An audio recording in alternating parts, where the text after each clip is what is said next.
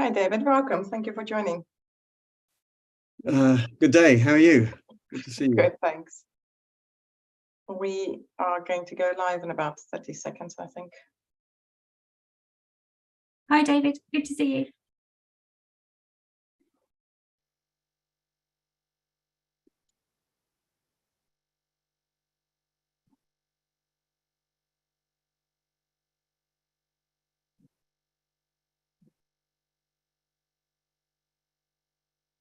Fantastic. Thank you very much to the technical team. Hello, everyone. My name is Corley Pretorius, and I'm Deputy Director of UNEP-WCMC. And welcome to a webinar we're hosting. We're actually hosting two today, but to the first webinar on scoping of a global knowledge support service for biodiversity. Just in terms of what we're going to be doing today, this webinar is really to give you a little bit of an update since COP15 on what we've been doing, but also really to listen to you to understand your needs and your priorities in terms of a global knowledge support service. I'm very pleased that we also have David Cooper here, Acting Executive Secretary of the Convention. He's going to give a few words shortly. And then we will give you the update, as promised, on the Global Knowledge Support Service, or our ideas around that. And we're also pleased that Anne Teller is going to say a few words.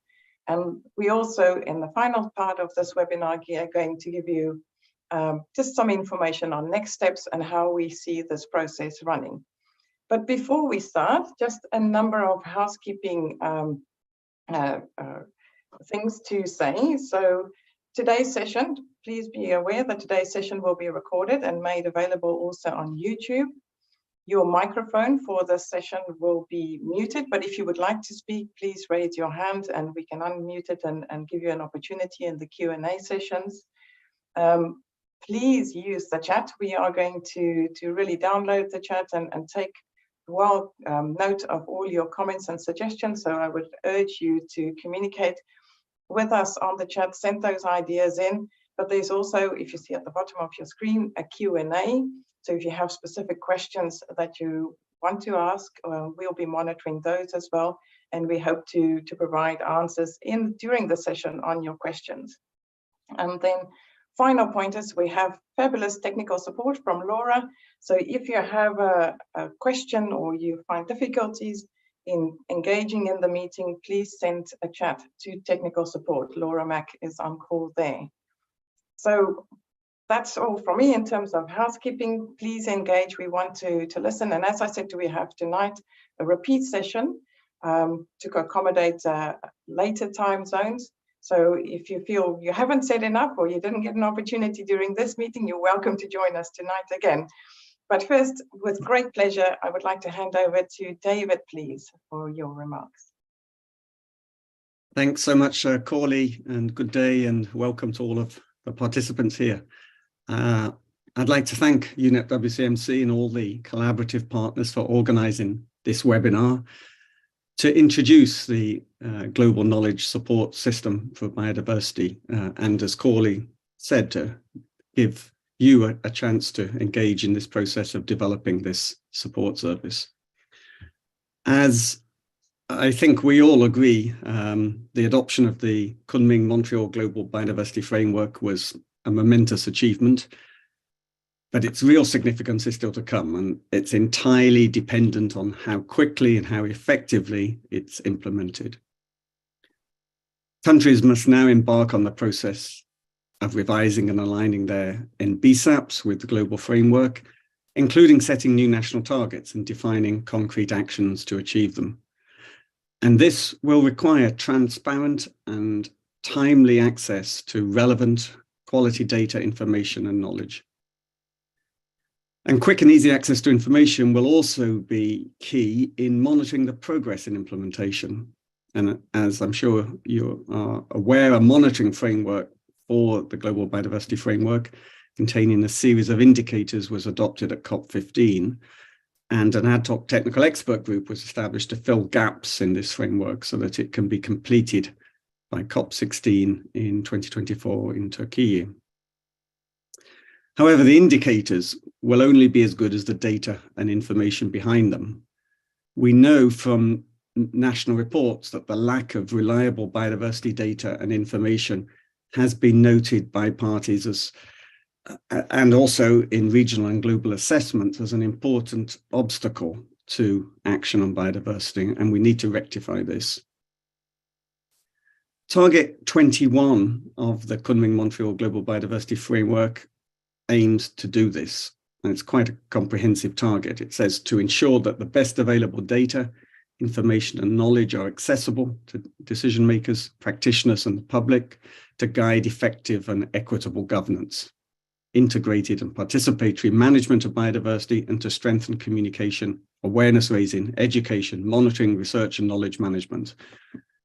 And also in this context, traditional knowledge, and that traditional knowledge should only be available or accessed with free, prior and informed consent. The Global Knowledge Support Service for Biodiversity is expected to contribute to this target, the GBF as a whole, and its monitoring framework. And it will be complemented by the Knowledge Management for Biodiversity initiative led by the CBD Secretariat. The support service is expected to provide, on a needs-driven basis, key support services, including assisting parties in gaining access to crucial data and information when revising their NBSAPs, as well as monitoring and reporting on progress and achievements.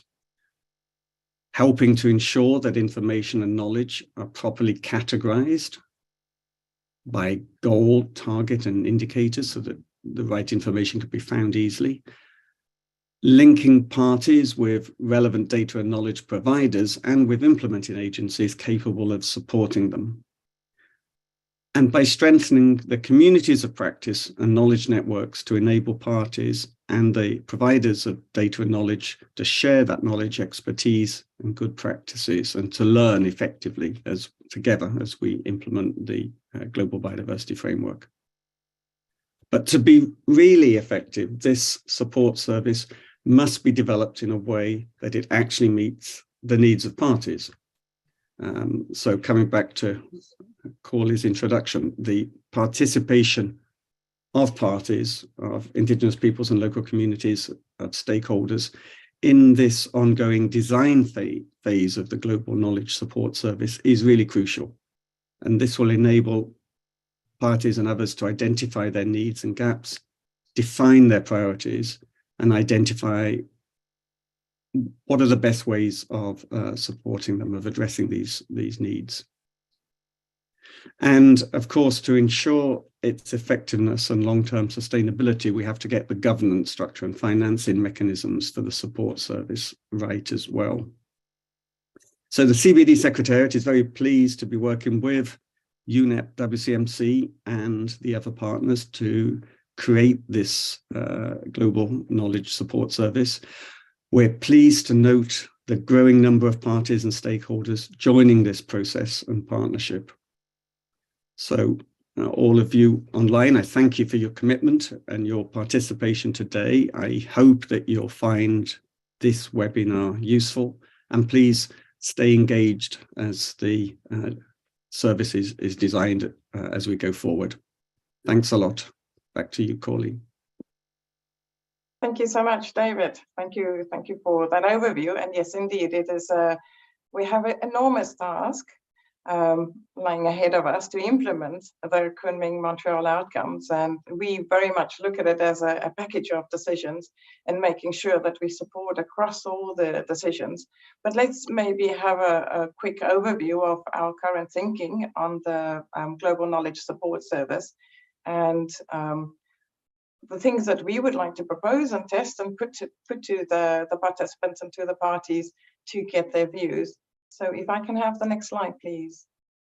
And just to give you a quick overview, what I would be talking about, first of all, a little bit of background, then looking at ideas to support national capacity on biodiversity. And we have developed a number of options for enhanced cooperation. The first is to invest in national capacity, national biodiversity institutions. There's a piece around ensuring greater interoperability and data sharing. And then the third piece is linking institutional collaboration at national, regional, and global levels. And I'll say a few words around the consultation process as well. The discussion paper that we released during COP15 is also available on the website, and I have the link in the document. Just a note, maybe all the presentations that we're giving today will circulate also to participants and wider if there's interest. Thank you. Next slide, please. So as David has mentioned, and it's sort of from before COP and throughout COP and afterwards, the need for capacity building, technical and scientific cooperation is really being expressed over and over again. And it's quite a wide-ranging set of needs. So it's anything from methodologies to data collection, to data sharing, to collation, to reporting, implementation. So the full spectrum of the sort of the policy cycle, the implementation cycle that we're looking at. We, as David has said, and we are facilitating this consultation process with partners. We're doing it together with the CBD Secretariat, but we're also working with and consulting with national biodiversity institutes, obviously the parties itself, the data providers, and so forth. So it's really a sort of an open and impartial facilitation and consultation process. Next slide, please. We're also very mindful of the COP decision, 15.8 in particular, that links very closely with some of the things that we are talking about, and the information and the questionnaires that we will be sending and the consultations that we'll be doing. So I just want to be upfront and say that all of the information that we will be collating, and as we document it, we will also make it available, of course, to these processes coming out of Montreal, to make sure that we maximize your inputs and the responses and enhance overall the understanding across the parties and across the many stakeholders to support implementation going forward. Next slide, please. So what have we learned today? We recognize that the Global Biodiversity Framework and the package of decisions really requires enhanced uptake of biodiversity data across all sectors of society. So this is the primary need that has been expressed so far. We need data for action. Secondly, in the landscape of national data and global data and tools that's available, there was a request for more facilitated access. So how can we connect existing tools that have their own roles that they play and their own sort of purposes, but make sure that we can provide them in a connected way, in a sort of an ecosystem, if you like, of tools and data. The third big idea or cluster of needs is around digitization, digital transformation, standardization, interoperability. So there's a whole raft of technical issues to be dealt with if we want to make sure that data can flow more seamlessly between users, providers, and users.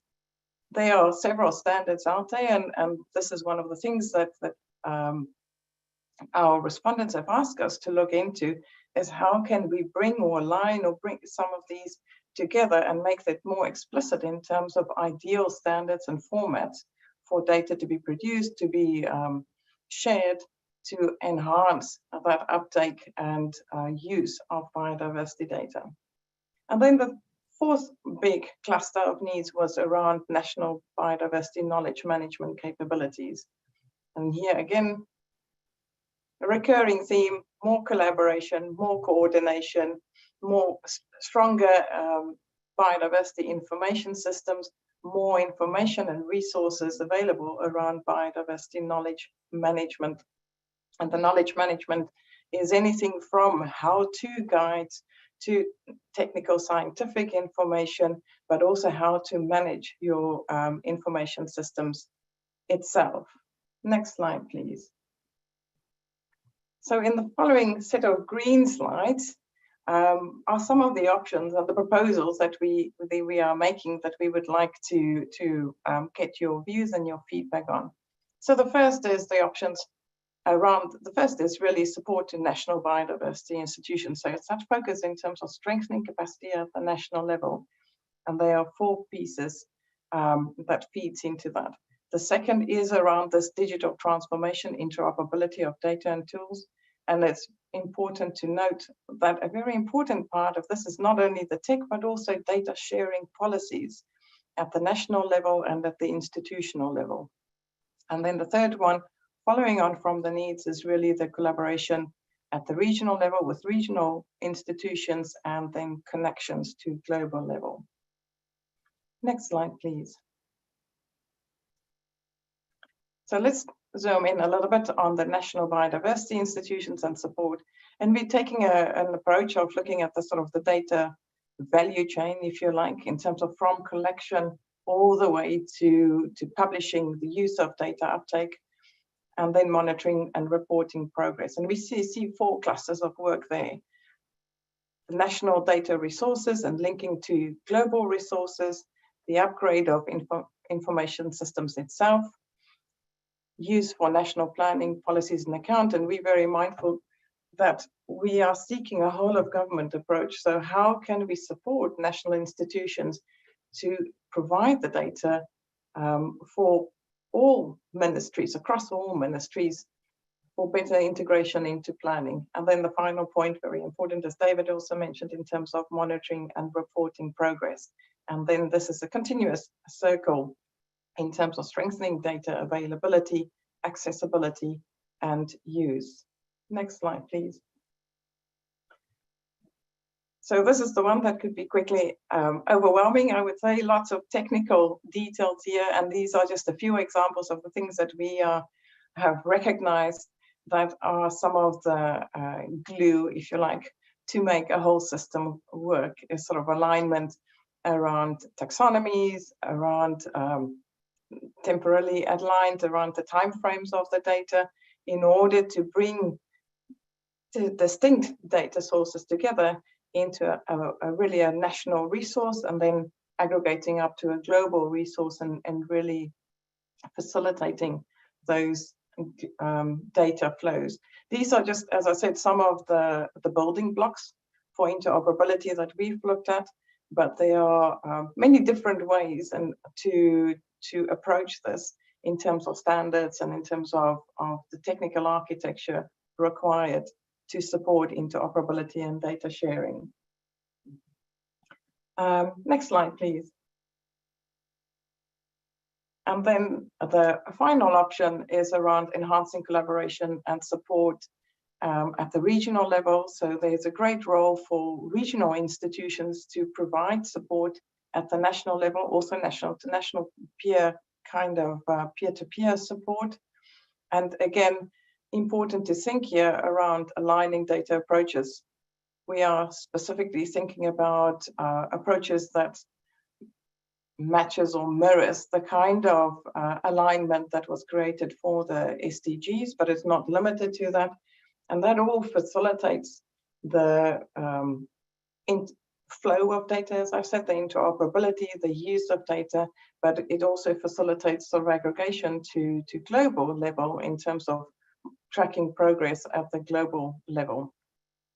And then the third component that we thought that is really suitable to regional and global collaboration is collating and bringing together in an accessible way learning and training services. There's quite a lot happening out there, and not everyone is aware of everything. And one of the useful contributions that a global knowledge support service could make is to have that overview, to provide entry points to the various learning and training services that are already out there. Next slide, please. So there are probably many iterations of how you can present this graphically. This is our one attempt just to show the various components and that they are fantastic existing tools, for example, DART, that can benefit from data being made available to national institutions in a more seamless way that will enable reporting through DART, for example. This is not by no means the design, it's just a graphic maybe to show that a networked approach in terms of facilitating access and enabling and connecting is what we are looking at, and not a centralized, distinct new platform, because we recognize that a lot of the existing tools serve their purpose very well. And what we are trying to do is to connect, or what we're proposing to do rather, is to connect the different services and data flows between the providers, the users, and to make maximum use of existing tools. Next slide, please. So as I said in the beginning, the consultation is continuing. We have an informal advisory group that's advising us during the scoping process. We've undertaken some bilateral consultations, had side events during COP15, and we will continue the consultations and soliciting input in the next quarter, in next 3 months of 2023. And we're also looking at sending out questionnaires, although we realize that there are a lot of questionnaires being circulated, so we're coordinating in sending out questionnaires to solicit additional input. We will also be hosting a co-design workshop in April after Easter, so Natasha is going to speak a little bit more about that. And then we are planning after the co-design workshop to circulate a draft design for review and feedback more broadly. So let me stop there. I think the next slide is just a sort of a title slide.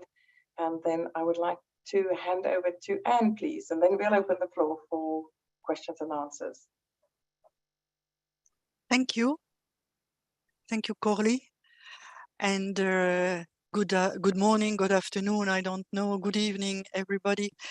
I'm very pleased to have this webinar. I've been really waiting for it for a long time, because I felt a bit embarrassed that I was, you know, behind many of you at CBD COP15 in Montreal, for engaging you in this global knowledge support service for biodiversity. And then as soon as the COP was over, I disappeared. But I didn't disappear, because as you heard behind the scene, we continued the discussion. It was clear that in Montreal, at least the European Commission was fully aware that there will be a huge need of capacity everywhere. If we really want to be serious about the implementation of this game changer, which is this Kunming-Montreal Global Biodiversity Framework and its monitoring framework. And this is now really a Paris Agreement for biodiversity, I would say. And therefore, in Montreal, we didn't want to come with something already designed and so on, because of course the service closely depends to the outcome of the COP. And now we have the outcome of the COP on the table. And so we really want to discuss together what would be needed to allow parties and stakeholders, observers, IPLCs, governments, science, to implement and monitor this very ambitious framework. And therefore, we need a service. So there are words which are important in this awful acronym. So I would say knowledge first, because it's not data. I mean, data important, data access, data quality, that's for sure.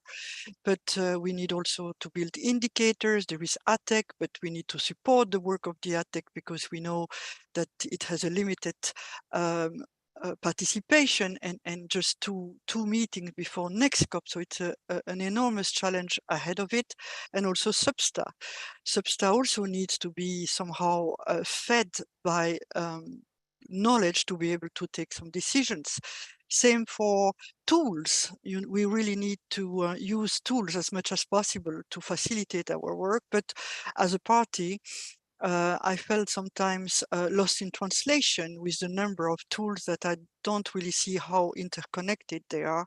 And guidance, you know, we are now busy with trying to see how to implement the framework, and we realize a lot of targets would need further work in terms of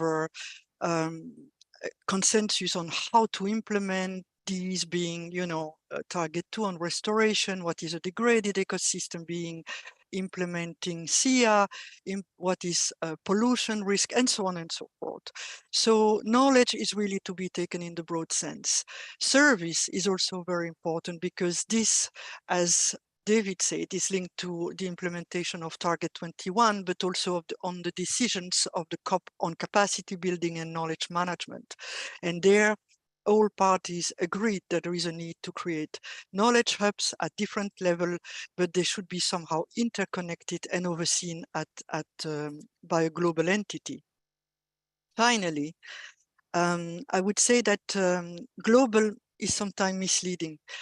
In my discussions with colleagues, when I refer to a global knowledge support service for biodiversity, they often feel it's again a top-down thing, and it's not. It's not. It's really a service, but it's a service which is in common to all parties of the world, nearly. So to all 196 parties of the CBD for sure, but also the parties of other MEAs, because the GBF is so broad that it covers a wide range of needs which are common to different MEAs or to different mechanisms. Like some chemicals and so on. So therefore, it has really to be seen as a platform where we can together have intelligent exchanges and support each other, exchange expertise, also horizontally between parties, provide information, receive guidance, and exchange in order to have a process which will then continue through time. So that's what we have in mind. We have nearly a blank page in front of us, as you saw from what Corley was saying, and therefore this workshop, this hybrid workshop in April, is really key because it will provide a unique opportunity for each of us to define our needs and to co-design something useful for the majority of us. So thank you very much for this, Corley. Fantastic. Thank you so much, Anne, for those words. We have a number of comments and questions already, but I see Xiaomi has a hand up. So if Laura can please enable Xiaomi to make a intervention, then I can move to the questions and answers also.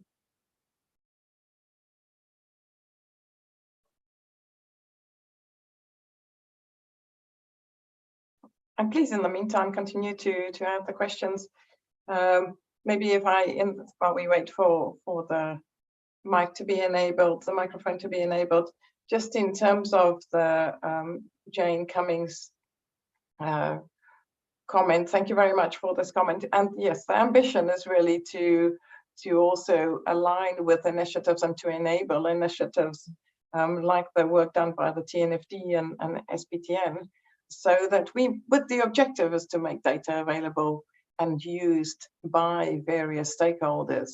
So that kind of understanding, or the approach to think about multiple users of biodiversity in the private sector, in my view, is a really important user of biodiversity if we are going to keep them accountable for biodiversity. So thinking about the broader set of users is really an important part, but it starts with data also being available at the national level, and that is really part of the focus that we would like to enable here. So let me just check. Xiaomi, are you able to talk?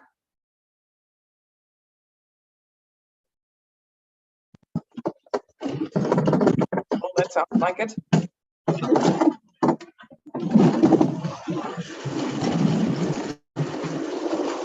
Oh, the line is quite bad. Okay, so let's look at some of the other questions. So there's a question from Louise on national biodiversity institutions and whether they are they only public institutions. So this is really dependent on the organization and the institutional arrangements at the national level. So the biodiversity institutions that we typically refer to is organized institutions such as the Humboldt Institute or SANBI or at the regional level, the ASEAN Biodiversity Center, but there are many different configurations depending on national legislation and mandates of how these institutes are set up at the national level. There's also, if you think, for example, in Brazil, there are several different institutes, but CIBER is the one that brings together a lot of the biodiversity information. So it doesn't need to be only public institutions or you know, the sort of the legislative arrangements and the institutional format differ, but it's really looking at the landscape of data providers. And we have GBIF nodes, for example. So looking at the landscape of providers and seeing how can we create greater connectivity, if you like, if I can use that word, and connections and interoperability between these. Let me just see if there are other questions. I'm not sure I need to answer all the questions, so I would also invite my team, my colleagues to respond to some of the questions. How does an organization that has relevant information on biodiversity get involved? Please write to us and provide us with some of your suggestions. As I said, we are going to run this consultation process. We are looking for ideas for engagement. There was another question in terms of that I saw later down, or maybe it was earlier. In terms of who will host. I'm going to disturb for you. I have one question for you because you are. I want you to the climate change. What do you want in the, because the climate variation? What is the cost of the Himalayan Indian Himalayan? What is the cost of the climate change? What is the impact of the biodiversity? What is the impact of the livelihood of the cost of the farmer? How can I'm just what I'm just suggesting for you how can the with a rich country give the promote of the biodiversity, but another promote of the ground level, either the rich country they are not the proper in the investment, but the poor country, the sustainable country, how can achieve your goal? I still goal in the 15th, the biodiversity conservation and management and the lively implement system, because I'm just want how can implemented of the farmer income and sustainability. So are these some of the data needs in terms of that, either the quantification or valuation systems is something that we can include as the kinds of knowledge that's required, and maybe there are studies that have been shared already that we can make sure that, or that we can propose that could be made available as the types of things that the Global Knowledge Service can bring together. Natasha, your hand is up. Oh, thanks, Cooley. It wasn't related to this question. I'm just seeing a few questions coming in on how to contribute to the consultation. So I thought it might be easier if we just address these as they in a round. So as Cooley said, this is an open and consultative process. And what we're going to do at the end of this webinar is reach out to all participants in the webinar, but we will also make the materials from the webinar and the discussion document that we've prepared available online, and that is open to comment. At the end of my presentation, we'll provide an email address so you can provide written comments on everything that we're presenting today and the agenda for the workshop, if you want to comment on the way that the workshop is running. And hopefully you could do that by the 5th of April so that we can incorporate those comments and have them ready for the workshop in April. But it is a fully open and consultative process for parties and observers, and all organisations can contribute to this. I think I'm seeing sort of who can contribute and how do we contribute. Hopefully that answers those questions, but please, if you have follow-up, put them in the chat. Thanks, Corley. Fantastic. Thank you so much, Natasha. Just to build on that, this is the scoping phase, so we don't have a single proposal of which institutional organization can host the Global Knowledge Service, but we are putting all the options together, and this is part of what will be discussed during the workshop and subsequent steps as we sort of crystallize the framing of what it could look like. And these are some of the proposals that we will be making. We convening this as a completely sort of impartial process to look at all options. But it doesn't need to be one organization either. So we can look at a sort of a node system or distributed responsibilities. But the important part is to really enhance cooperation and get many institutions to work towards the same goal and the same sort of construct in terms of providing support and providing resources or connecting tools to make life easier for people implementing the global biodiversity framework at the national level, in their companies, or at the subnational level. So that is sort of the framing of what we are looking at. I need to look at, there are several other questions coming in. Oh my goodness, Andy, I'm not sure that we're going to solve all the technological challenges around genetic engineering. But we know that there's a lot of capacity support required around this. So this is definitely, if it's not under the Global Knowledge Service, then this is definitely a recurring theme in terms of the support that needs to be provided. So that will go into the review of the various sort of proposals and feedback, and then we will look at that when we bring all the pieces together. Yeri, yes, please go ahead.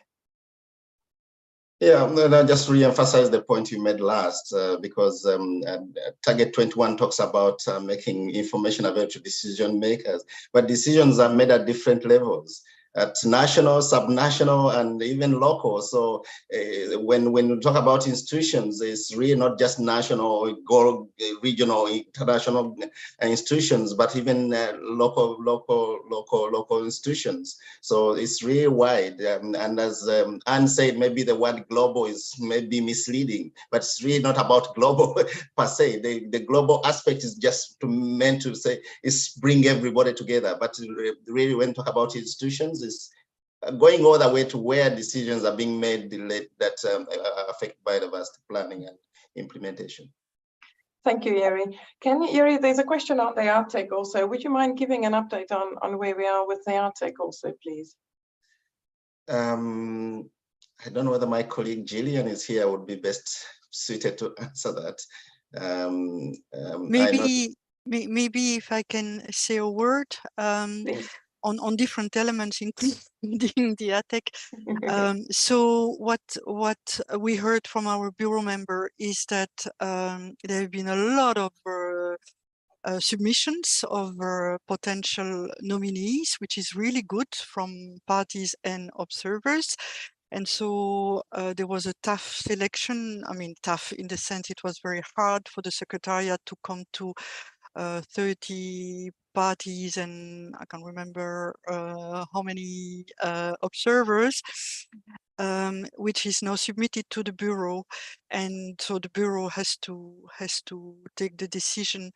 Of course, we fully realize the difficulty of the Secretariat to make sure it's geographically balanced, it's gender balanced, it's expertise balanced. So it's really, really a tough element. But for instance, as I mean, a thought came to our mind, which is since there is this huge pool of experts proposed as potential nominees, maybe the Global Knowledge Support Service for Biodiversity could somehow, you know, make use of this wider pool and in order to support the work of the ATEC, because as I said, it's a limited group and also limited number of meetings. I think there are only 2 meetings foreseen until COP16. So, I mean, all these could really be explored during the workshop. And there was also a question about the scope. And to me, I would say the scope is the scope of the Kunming-Montreal Global Biodiversity Framework. Now, of course, it goes far beyond the usual biodiversity science. I would say there are the direct and indirect drivers which lead us to other policy sectors and also other MEAs. But that's fine. I think it's not for the service to do everything by itself. It's really to interconnect with the expertise which exists somewhere else and that we are not necessarily aware of, and to really use this expertise for our need. And the final point that I saw in the chat was about tools. There are many tools which can be developed, and also reporting tools, as we know, but not only monitoring tools and so on. And we should really build on the new developments, including artificial intelligence and others, to fill at least some gaps in the short term, and then to be filled, you know, with better data in the future. So I think there is a huge potential, but of course we need a stepwise approach, because we can't address everything at once. But it's really to be seen in the context of the capacity building decision, where we really want to have different knowledge hubs at different level, completely interconnected, so that, you know, local monitoring can somehow connect to national monitoring, and to maybe regional monitoring and global monitoring. So it's rather horizontal approach, and that's why this word global, as Eri also said, may be a bit misleading, because too often associated to top-down. Thank you, Corley. Thank you, Anne. And I see Natasha has a hand up again. So I think we would need to put a raffle or a prize out for someone who can come up with a new name, because clearly what we have at the moment is not the ideal name. So any suggestions for new names would also be greatly appreciated. But Natasha, over to you. Well, it wasn't following that that thread, but yeah, certainly we can try and set something up online. I just wanted to again try and tackle some of these questions. I'm conscious of the time, and there's a really lively discussion going on in the chat and in the Q&A, and we're capturing all of this just to let you know, and we will try and address all of these through the documents, and of course we may come back directly to some of you on some of these points if we haven't got time to deal with these today. But there is a question on there are a couple of questions on traditional knowledge and how we would work with community-based monitoring information systems and citizen science. I think for us at this point, we need to engage with the right organisations and the organisations that are working in this space. So part of the workshop is aiming to draw in those types of organisations and entities to try and think about how we might facilitate that better organisation of that better facilitation of that type of information, and how that can be utilised at that level. And then Corley, for you to address here, there's some questions around linkages to existing initiatives, which I'm going to cover a little bit in my presentation. And also there's some discussion around business and the role of business in this space, which I thought you might like to cover. Thanks. Thanks, Natasha. Yes, indeed. So a number of important sort of considerations, and it would be good to get your feedback, participants' feedback on this as well. So the first is looking at existing initiatives and existing assets. So we are aware of a lot of activity, if you like, in the biodiversity space at the moment. So a huge sort of spike in activity and investment in time and thinking through the systems to support business. And Nick, yes, indeed, the business and biodiversity assessment of IPES is also something that, you know, is a fantastic timing to accompany that in terms of the resources and the perspectives that is made available. But there are also other initiatives that many of you are familiar with. There's the Jeff Early Action support work that's happening at the national level. There's a bundle of work around the NBSAP accelerator. We have some work also around monitoring systems and capacity at the national level. And the idea is really to be mindful of these initiatives and to draw from those processes, but also to provide suggestions back. If we think about the Jeff8 programming cycle, are there opportunities for investing in national biodiversity systems? If this is part of a country's priorities, and help to frame and support those initiatives as part of a much wider package of support, in terms of implementing the outcomes from COP15. So we are aware of a number of business and national level implementation initiatives, and this is really very much part of our thinking, and others that are not necessarily related to Montreal. Of course, for example, if you think about the statistics division, there's continuous programs around implementation of national accounts or capacity development, and making these connections is actually exactly the point in terms of existing work can connect a wider set of audiences around biodiversity data. The important part is really understanding then, what are the existing assets? So there have been questions in terms of we would like to be involved, or we have data, or how do you connect?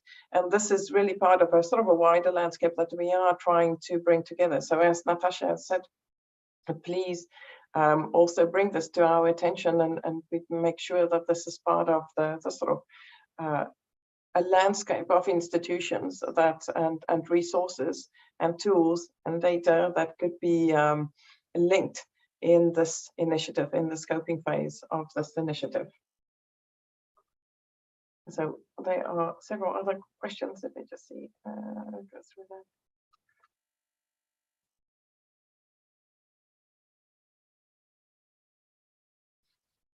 Yes, financial institutions, indeed, that's very much also covered through the TNFD work. And yes, on the question in terms of data that's not yet sort of in the system or in systems by citizens' data, I think is one of the things. What we're trying to look at is not necessarily in this support service, not necessarily to curate or collect the data itself, but really to help, whether it's citizens or lay persons or specialist research institutions, to connect their work to the platforms or the tools or the aggregators that can bring the data together. So for instance, GBIF is doing a lot of work around connecting data from very many different sources. So there are existing institutions that are addressing parts of the landscape, but by connecting them, we are hoping that we can make sort of the accessibility so much wider for many of the users of biodiversity data. Oops, now I have to. Is that your hand again, Natasha? Of course. Sorry, I have quite a lot of screens that I'm managing here. Go ahead. Well, it's just some questions on the scope. There's some quite nice questions coming around on the type of data that we might include, and how we're managing what we're doing in terms of data analysis, product generation, data collection. I think all of these questions are really valid, and they're part of this scoping exercise. So when we share the discussion paper with you, which details some more of the information that Cooley's very briefly presented in her presentation this morning, we're putting together some options around this, and we'd like to get your feedback specifically on the things that are being raised here. And on the question of how we're going to, how the knowledge support service might address gaps in knowledge and skills. Again, I think we're open to these views and discussions here, so please take the opportunity to read the discussion paper and come up with some and provide us with some of your inputs and views in this space. Thank you so much. Thanks, Natasha. Yes, and to Juta's point, the harmonization is really a job in itself, but we also feel that in the absence of that, even if it's, it doesn't need to be only one system, we have some technological developments that can help us with some of the sort of working across different data systems. But having an ideal standard or ideal format out there, something that people can work towards or institutions can work towards, I think is an essential component of enabling this greater flow of biodiversity data, enabling interoperability, enabling data sharing. So we definitely see this as an important component of work that has to be done over the next year or so in helping to look at the range of standards out there. I would add also specifically in terms of the private sector use, also look at data terms and data governance. So there's an important component of work that we have identified as current barriers to uptake that we think need to be taken up. Yuri, I see your hand is up as well. Please go ahead. Yeah, thank you. I think building on what you said in terms of the role of the different stakeholders, I saw a question from an NGO saying, what can we do to support this knowledge management capacity development? And definitely all stakeholders, I think they can step up and assist in the process. This is going to be a shared responsibility across board. The ultimate goal we all need is that information, data, and knowledge is made available and accessible by those who need it. At the decision-making level, at implementation, at monitoring, so everybody, every stakeholder that can play a role in making sure that we achieve that, I think is most welcome. I think there was a question also from the company, what can companies do? I think there's a lot you can do in supporting access to some of these technologies that can help to collect data and also help in analyzing data and making it accessible. I think, again, the private sector and also how can have a big role to play. So I think if we see this as a collective responsibility and within the context of this knowledge support service, I think this will go a long way in supporting different stakeholders at different levels. Thank you. Fantastic, thank you, Yuri. I see Nazik Ahmed's hand is up. Would you like to come in?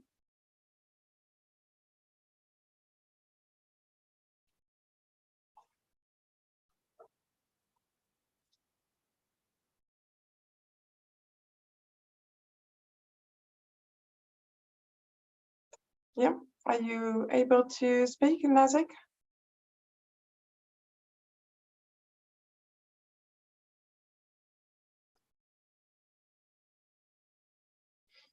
Laura, if you can just check that, please, and then let me continue with the questions. Hello. Yes, hello. please. Yes, please go ahead. Yeah, I'm wondering about new technologies and the effective of that technologies and biodiversity.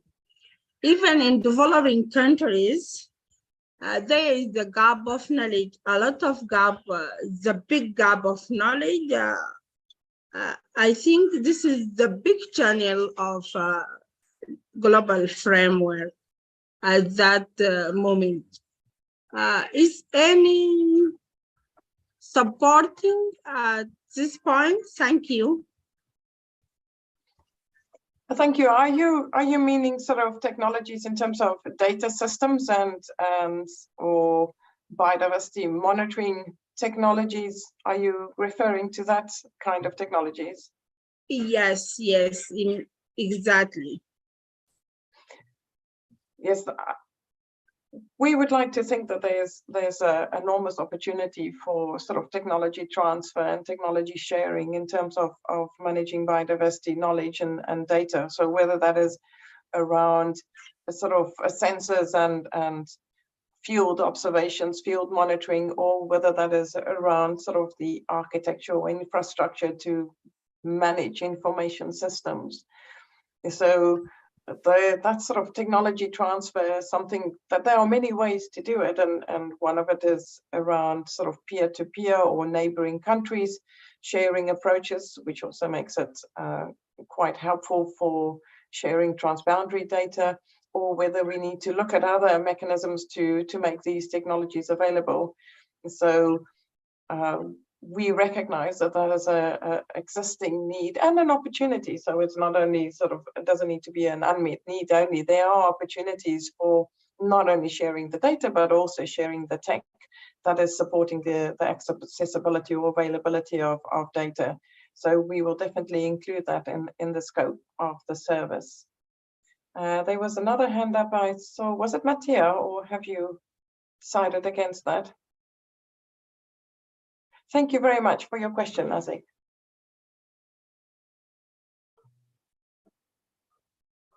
Let me just see.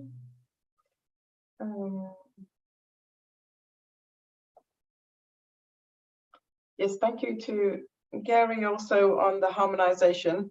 And indeed, a federated system is something that can be considered also.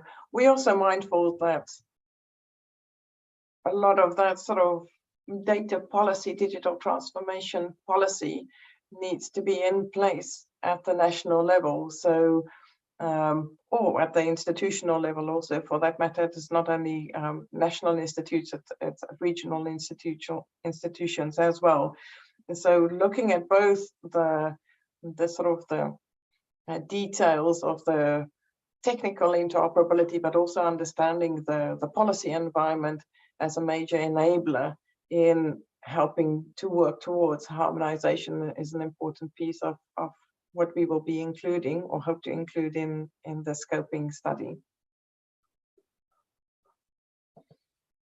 So we're nearly on top of the hour. What I would like to propose is maybe if Natasha can give us, Per, sorry, Natasha, one more hand up. So if Per's hand is up. Sjögren Gulve, please. Yes, thank you. Per Sjögren Gulve from Europe and from also the Society for Conservation Biology. And I was asking two things about your line of thoughts, and one was about getting a good mechanism for translation, because there are many languages to tackle. And the other one was evaluation. You showed the kind of the adaptive management wheel, if you like, or circle. But I really didn't see evaluation there anywhere. So I was wondering what are your thoughts about who to kind of engage or collaborate with respect to a very good and professional evaluation? Would it be like more strictly scientific or something, or would it be also with respect to many kind of like social things, collaboration and things? Mm-hmm. But then I was thinking also of referring to a kind of thing that occurs within the European cost actions, which is collaborations in science and technology, which is a kind of European Union foundation. And they have something they call short-term scientific missions, which is abbreviated STSM. But that could actually be used kind of like a role model for initiatives to facilitate cooperation and collaboration between countries. So just the kind of the idea about how these kind of short-term or longer-term things could be proposed and granted and carried out. And so, because evidently the collaboration between countries and between scientists and well, stakeholders of various sorts will be key to the progress of this as science policy interfacing, if you like. Thank you. Thank you very much. That sounds like an excellent initiative or sort of concept to really look into, because I mean, rationally, if you look at the needs and the potential scope and what is required to implement the package, the Kunming-Montreal package of decisions, it's not something that one organization or one setup or one initiative can do by its own. So it's really that sort of designing a system that have many different moving parts that can respond in short term sort of on needs also, and then mature over time. So I think the idea of these sort of STSMs, as you said, the collaboration around sort of specific collaborations around science and technology is a great idea. Language is a fantastic idea also. I think we miss so many opportunities in terms of scientific papers and reports and data that gets published in languages that we don't normally work in. So I think both in terms of accessibility, but also in terms of availability, thinking really strategically and specifically around the language in which this is sort of operationalized is an important part. On the evaluation, just a question there, did you mean the evaluation of the collaboration and sort of, is this bringing a system together, or more a sort of pieces of evaluation on specific data availability or knowledge products? So it's just to clarify, sort of at what level did you think about the evaluation function? Yeah, that's kind of the, do you hear me now? Yes. Okay, that's kind of one of the key questions, because evaluation can be so many different ways of doing it. It could be, well, did it feel good, and were the other ones glad, or were they annoyed? Or are you looking more into the kind of achievements with respect to targets or goals or whatever, assignments? So I think in that way, there is this international environmental evaluators society, and I think they have worked in very many cases and different forms. But in general, I would say that this kind of scientific, how do you say, kind of quality assurance with respect to, okay, what's to be evaluated, so that's not becoming blurred by, so that it's really a straight kind of mission thing for the one particular evaluation, so that it doesn't get lost or kind of takes other. It's also important to stay on course during an evaluation, so that it might be that you have spin-off things that you learn and that you can really use also, but it's also very important to kind of set out with a clear, a clear task of what is to be evaluated and in what way. And then if there are spin-offs in other directions, that could be used too, of course. But my own experience is that oftentimes there is this kind of getting astray a bit from the kind of focus, the focal point of the evaluation also. Yeah. And maybe that's a point that we can also look at, of bringing it in when looking at sort of evaluating the investments that are made. But yeah, that's a good point on evaluation. We'll work through that. Maybe can I hand over to Natasha now? I think there are still a few questions also in reaching out to the MEAs of other, the secretariats of other MEAs. So maybe if you want to pick up on that after your presentation, then we continue. Thank you. Thank you so much. For those of you that don't know me, I'm Natasha Ali. I work at UNEP-WCMC, and I'm supporting this work on the scoping of a global knowledge support service for biodiversity. And in this section of the webinar, I'm going to talk about the co-design workshop that we're planning to hold. Also just I'll add what the process is going to be in terms of this webinar and the workshop. So after this webinar, we'll make all of the materials available from this webinar available online, including our slides and the discussion paper. And they will be open for comment. And we would love to hear from you, ideally by the 5th of April, so that we can incorporate all the feedback and inputs that we're receiving to make this available for the co-design workshop. While the webinar's been happening, I'm trying to answer the questions either through the discussions we're having today here and just directly in the chat. But if you feel that we haven't addressed some of the questions, please do write to us, and we will try and address these either at the workshop itself, because it needs further consideration, or we will be in touch with you directly. Next slide, please, Laura.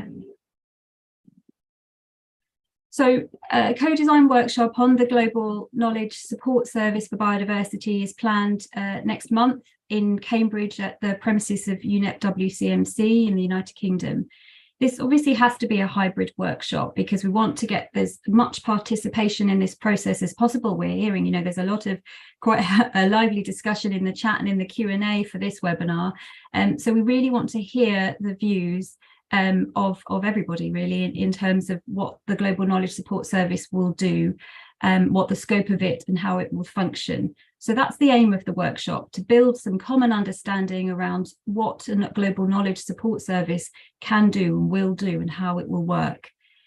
Of course, this isn't the beginning point. We've had, as Cooley said, various consultations. We established an advisory group that we've been discussing some options with, and we had a side event at COP15 and a follow-up session where we got many parties and observer organisations to commit some support for developing a global support service, and the idea of that is just to kind of understand the level of commitment and cooperation around streamlining and facilitating data and knowledge and tools to the national, global and regional levels. Next slide, please.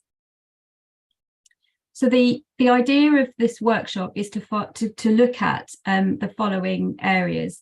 We'd like to look at, as I say, what is included in the scope of the support service, and what is the intention of the support service? How might it meet needs? What are the opportunities for digital transformation, and what are the needs in terms of making sure that information is accessible and available to all? What are, and if this was one of the questions that came up in the chat, how are we defining what is good data? How is that data governed, and how are we ensuring that the data that is accessible through the Global Knowledge Support Service meets those criteria? And indeed, for the whole of the Global Knowledge Support Service, how is that governed? And what are the options for that support service? And then, of course, the other question, and again, this was coming up in the chat, how does this Global Knowledge Support Service link to other existing initiatives? We already heard about IPBES. We know, of course, that the whole point of this is not, it doesn't duplicate or replicate what's happening elsewhere. What are the relevant COP decisions that this is responding to, and how does it complement existing activities?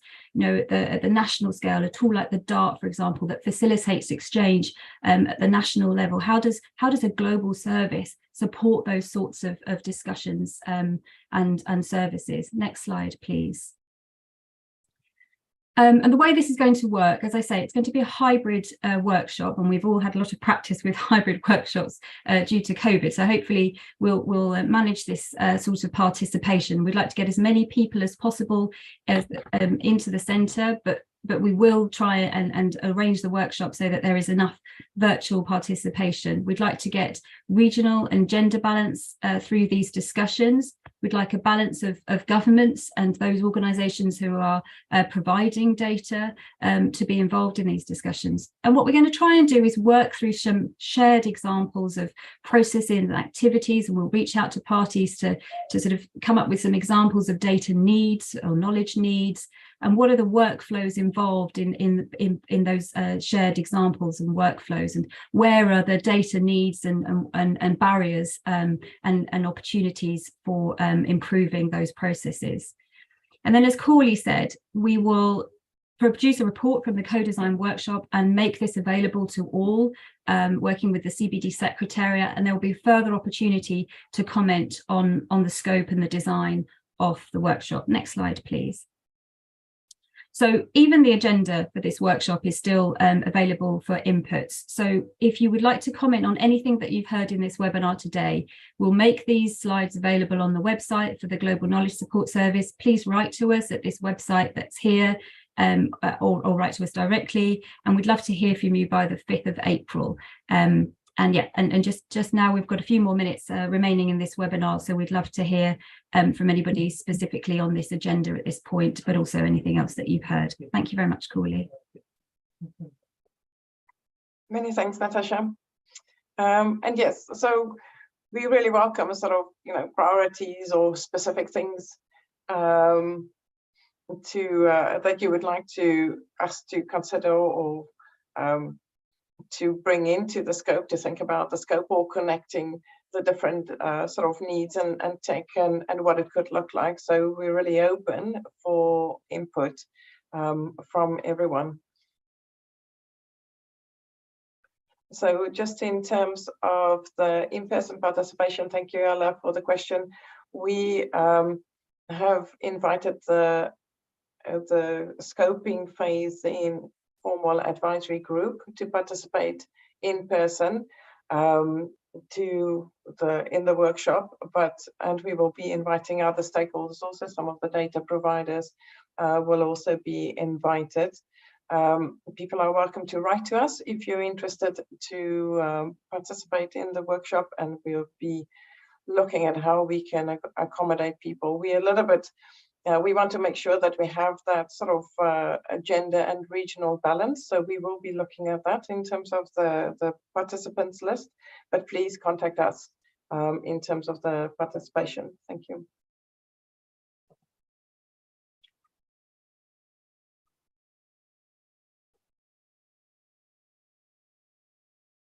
Is there any other questions? I suppose I should monitor the other. No other questions. Natasha, please go ahead. I just realised I didn't address the question around the MEAs that our colleague from Switzerland had asked. Yeah, so again, at the workshop, I think we will also be inviting secretariats from MEAs to participate, and we'll be thinking about those linkages, and of course the burn process that I think you mentioned in your question. We'll be taking that into consideration. I hope that answers that question.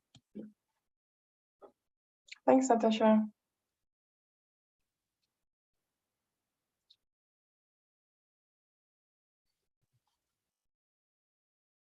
And thank you also to Per for that example of the policy brief.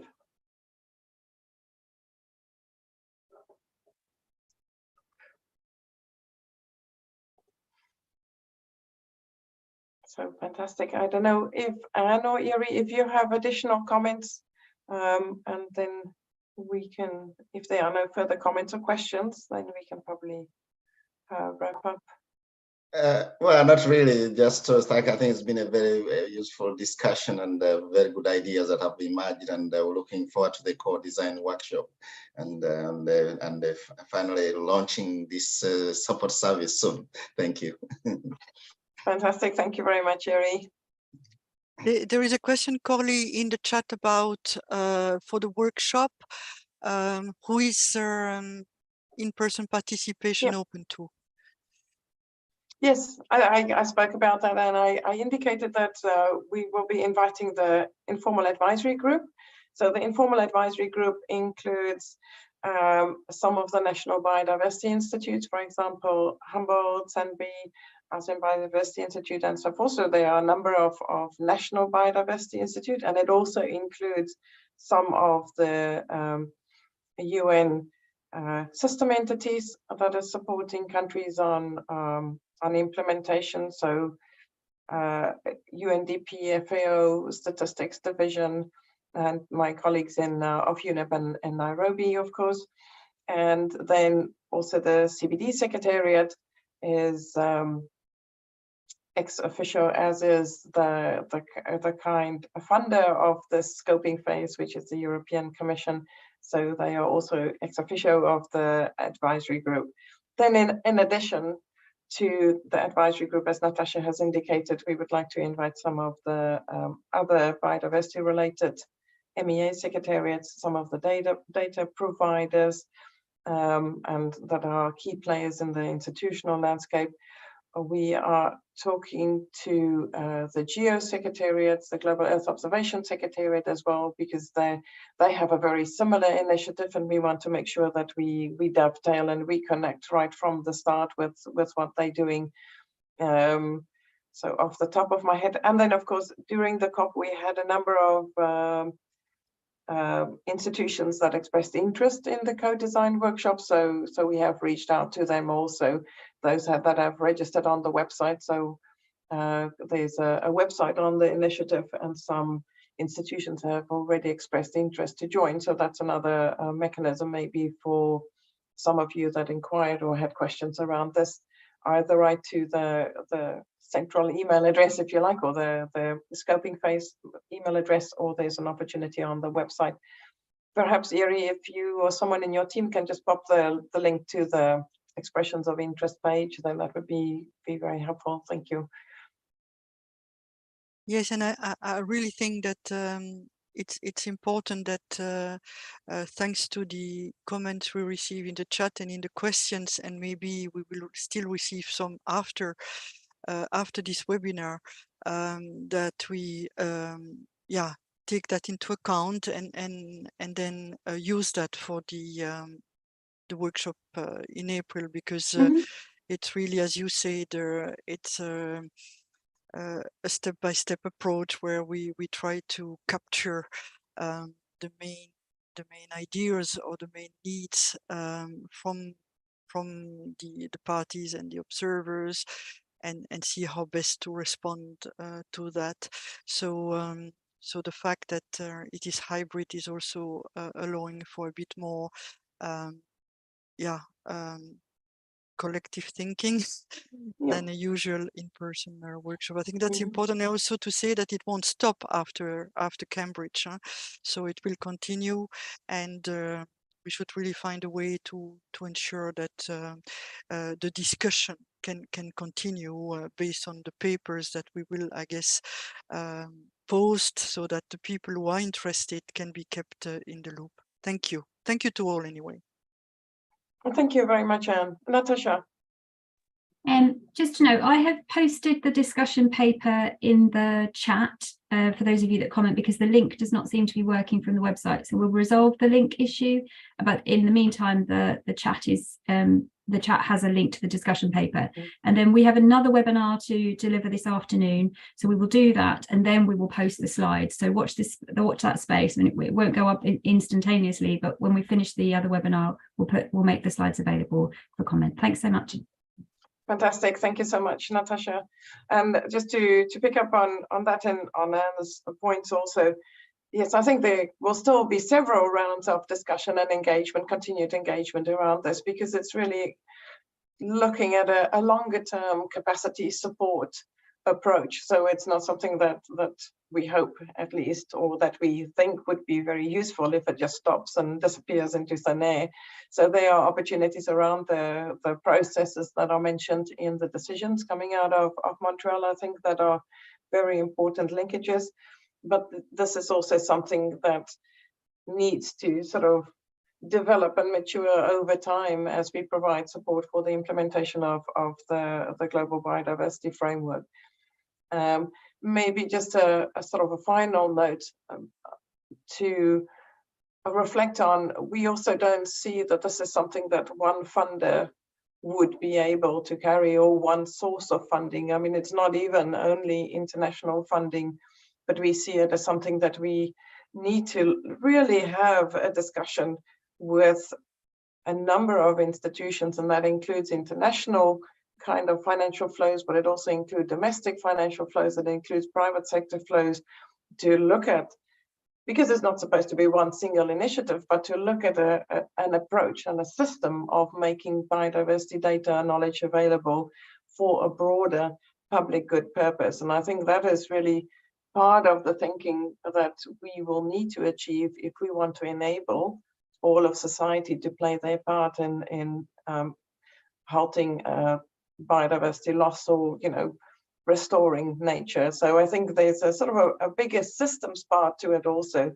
that I'm not saying we're going to be able to resolve all of it, and definitely not by the end of this year, but I think that conversation is really necessary to think about, how do we create a system that for positive outcomes, and not someone that sort of is very bitty and partial in the way that it enables or empowers people to act for nature.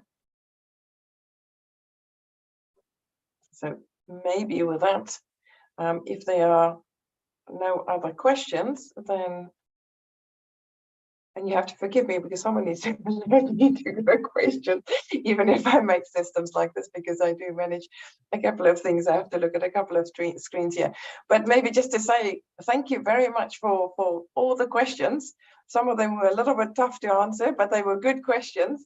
And we will take them all into consideration and as part of our thinking and really sort of exploring the bringing the needs or responding to these needs and the particular opportunities and some challenges and opportunities that you have highlighted. So we greatly appreciate your contribution. So thank you very much, and please continue to be engaged.